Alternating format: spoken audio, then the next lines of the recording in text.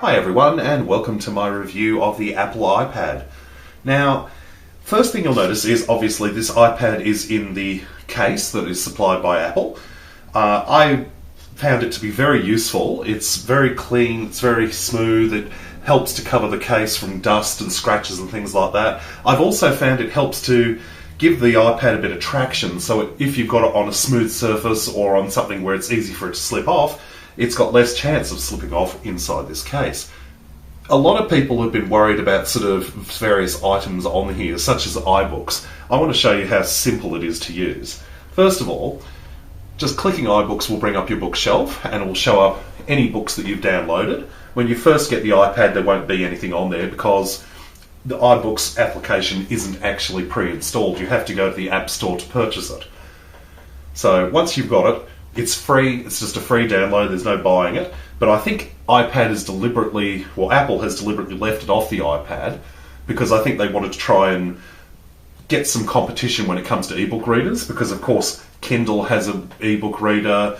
I've heard that Borders and several other companies have started to bring out their own e-readers, so I think it's sort of a good idea to try and sort of hang back as opposed to trying to dominate the marketplace. This will obviously help to increase the competition in the marketplace and allow people to have a lot more choice. So obviously just grabbing any one of the books, it's just clicking it and it opens up. And it's just like a real book. You just slide across, it will change pages. And neat little feature is if it's too small a writing, you can just click the icon at the top and increase the size of the text until it's large enough. This is fantastic if you have vision problems or if you just don't want to be sitting there squinting at very small text.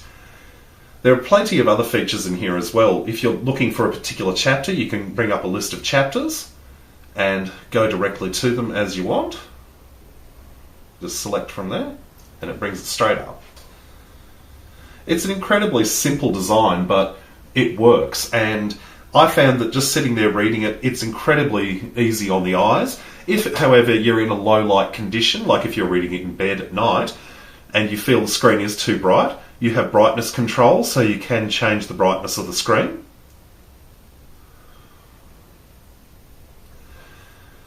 It's incredibly simple. The YouTube application is probably one of the most impressive. It's so well designed, it's almost like using the YouTube site itself, except strangely enough, it's actually a lot more efficient. It doesn't crash it as much as YouTube, it's incredibly easy to use. And once you've signed in, you can access pretty much all the features that you can when it comes to video watching on YouTube. So you can access your subscriptions, featured videos, top rated videos, most viewed. You can access your favorites or videos that you have uploaded. And there's also the option to access the history, so you'll be able to see any videos that you've watched recently.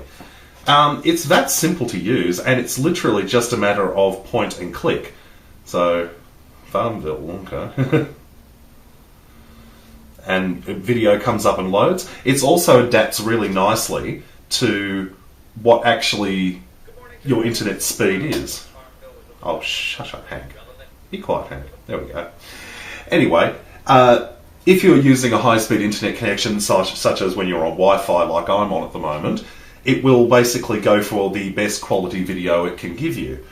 If, however, you're on a slower connection, it'll detect that and it will try to scale down the video for you. If you're on a 3G connection, which is obviously a lot slower than, say, a standard Wi-Fi connection at a landline broadband connection, it's going to scale down the video to a much lower bitrate. Unfortunately, I can't demonstrate this as I do not have a 3G SIM card for this device at this time. But having seen somebody who does have the 3G connected with their iPad, the difference in video quality was astounding.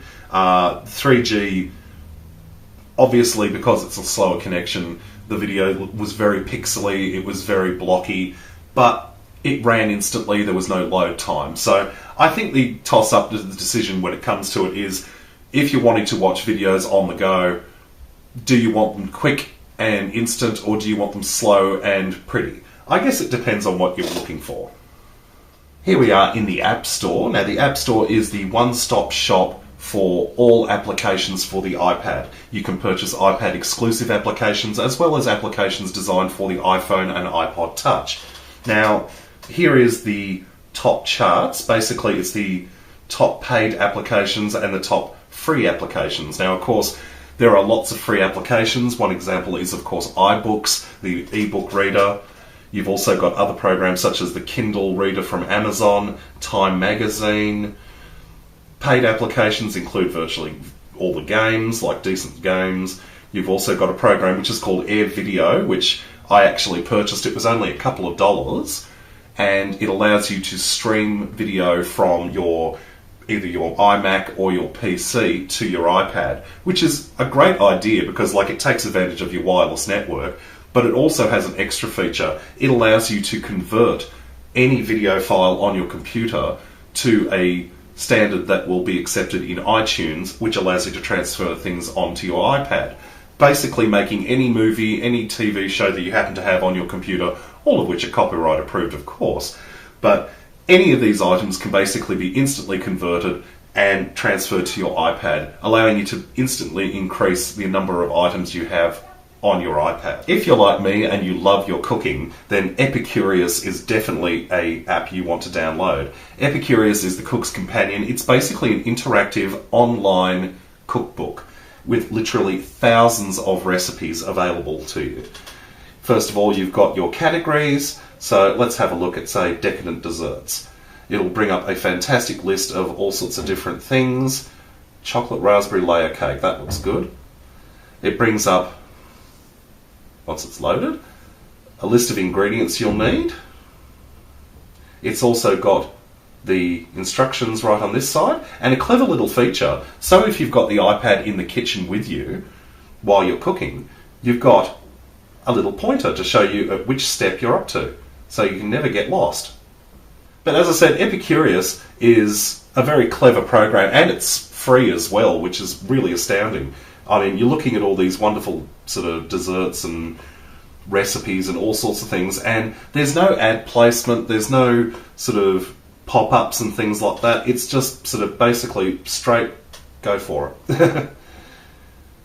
The only downside to this particular program is the lack of metric support. All of the measurements are done in imperial American standards as opposed to metric, which is what we use here in Australia. But as I've said to many people, a conversion chart in the kitchen is your best friend, so just having one pinned up on the wall will pretty much avoid that issue. Accessing the internet on the iPad is as easy as clicking the Safari icon. Simply press it and you're away. Let's go to, say, Sydney Morning Herald's website. It opens up nice and quick. Photos are crystal clear. And of course, if the writing's too small, it's just a matter of zooming in or out.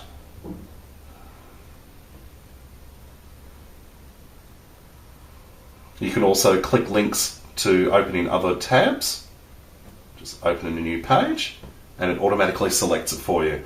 If you want to go back to the other page, you just bring up your Pages page and select the one you want. As I said, this is a breeze to use, and I must admit I was a little worried at first about using the internet on the iPad because of the small links, but once you get to the point where you realise you can zoom into anything, and it's actually surprisingly sensitive. Like, these links are extremely small and my finger is extremely big, yet I'm able to quite accurately click on any of them without an issue. If you're obsessed with Twitter like me, you'll definitely want a Twitter client on your iPad. I'm using Twitterific, which is a free program. There is, of course, a paid version, but unless you're using multiple Twitter accounts, you're not really going to need the paid version. Each time you open Twitterific, you've got access to your timeline, which automatically updates every time you open the program. You can access your mentions, messages, favourite tweets, trending topics. I mean, you've got pretty much all the functions that you have on the regular Twitter site, but you also got a few advantages. It automatically crops down URL links and things like that, which obviously normal Twitter doesn't do that for you automatically. But as I say, it's just a very convenient program. And of course, having access to an easy interface is obviously a good advantage. Opening a new tweet is as simple as clicking the new tweet button and just typing on there. This is a test. I would normally type with both hands, but I've got the tripod in the way at the moment. But essentially, it is incredibly simple to use the on-screen keyboard. The on-screen keyboard was probably one of the biggest issues with me at first, because I was like going, how is this going to be as comfortable to use as using a keyboard? And realistically, it's not that different. The only real sort of thing that you've got to get used to is having one keyboard for letters, and you've also got a keyboard for numbers, plus you've got access to a symbols one as well. But once you've got into the mind space like that, it's just basically learning to type on a different type of keyboard. It works just as well. It's all evenly spaced, and I find that typing on it, it's fairly accurate. It's as accurate as your own typing skills, essentially. So, and any mistakes that you do happen to make, the iPad will automatically correct them for you. You can always, however, the correction is incorrect, it's easy enough to go back and fix it.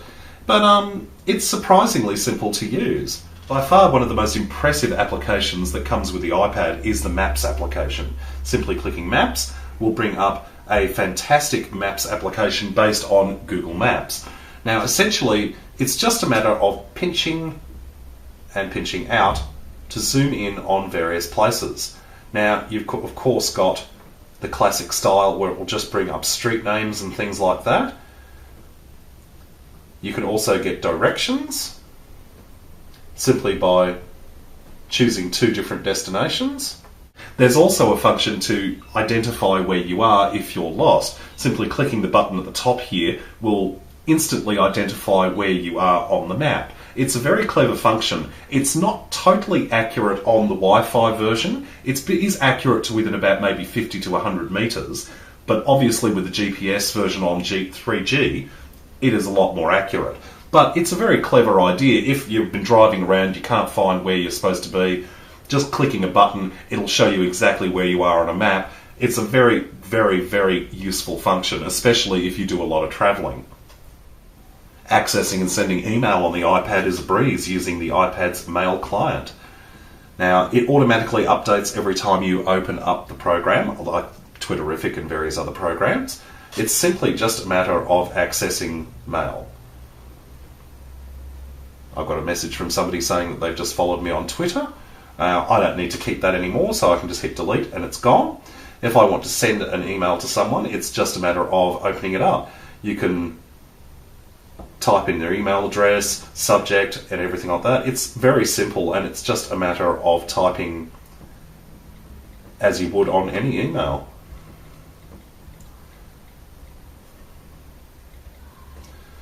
As I said, it's very simple, and as I said, the iPad isn't really designed for a whole lot of typing, but if you do, in a pinch, need to do a lot of typing, you'll find it's relatively accurate. And of course, you've got music using the iPod application. You've got a complete list of all of my really dodgy choices of music, including It's Raining Men and ABBA and a few other really dodgy things. But yeah, it's very simple to use. It's great. I can't play, obviously, any of it because of copyright issues with YouTube, but the music player is very easy to use. It is crisp and clear, the speaker, although I will tell you, the iPad does not come with a pair of headphones, so you will need to actually purchase one separately or use the ones off your iPod. I think that they deliberately not included the headphones because the majority of people purchasing this will already have headphones off some device as it is anyway, whether it be an iPod, MP3 player, Discman, whatever. Everyone has headphones. So it just seems unnecessary to have an extra pair included when it's a standard jack. It will accept normal headphones. It doesn't have to be Apple's version. So that's my little guided tour of the iPad's basic functions. Now, overall, I think the iPad is a great little device, and I think a lot of people will get a lot of use out of it. It's obviously not for everyone. If you're someone who's doing a lot of business-related activities, having to do a lot of spreadsheeting and stuff on the go, this obviously isn't going to be for you. If you're looking for something that you can pull apart and adapt and do things like that, again, this isn't going to be for you. There are a lot of people out there who are sort of going, well, I don't need an iPad, so why the hell would anyone else need one? And I don't understand that attitude. It's very arrogant. The fact is, there are plenty of people out there who don't want a laptop, that don't want the maintenance of having to upkeep a extremely complicated piece of technology, which, let's face facts, any computer is. The iPad, on the other hand, there's no maintenance required on it. You don't have to defrag it. You don't have to do virus scans on it. You don't have to do any of that stuff. It's basically just turn it on, browse the internet, check your email, play games. It's very simple. Anyone can use it. And that is the one thing that I've discovered with this iPad. Anyone I've shown it to, you don't have to explain how it works. You literally put it in their hand and let them play. And my 70-year-old father, who is not exactly the biggest technological geek as it is, has a lot of trouble with just using basic functions on a computer. It's taken him a long time to learn these things. The iPad, he was sitting there flicking away through iBooks and playing music and having a go at it with absolutely no trouble whatsoever and absolutely no instruction from me. Now, that's the one thing that I think is a great advantage to this, is it's the great simplifier, is that they could have come up with something very complicated, but they chose to go for the simple option. They chose to basically go for something that anyone can pick up and use instantly without any sort of trouble. And I think that's fantastic. There is a lot of complications in life, and anything that is a little bit simple has got to be a good thing. In the end, I think that the iPad is very useful if it does in fact fit your lifestyle. If you're looking for something basic to do web browsing, using for email and tweeting, if you're looking for something to read books on, play the occasional game, just that sort of basic stuff, then this is definitely for you. I think it will definitely be a big addition to my life. I found just the Eurovision Song Contest the other day, having this on my knee while watching the Eurovision on TV, tweeting along with everyone else while watching the show. It was a great little experience, and while having a laptop is obviously going to be able to do the same thing, it's a lot more complicated, it's a lot more sort of heavy to have on your lap. The fact is, this is really comfortable to use. So anyway, I hope you've enjoyed my tour of the Apple iPad, and I'll talk to you later.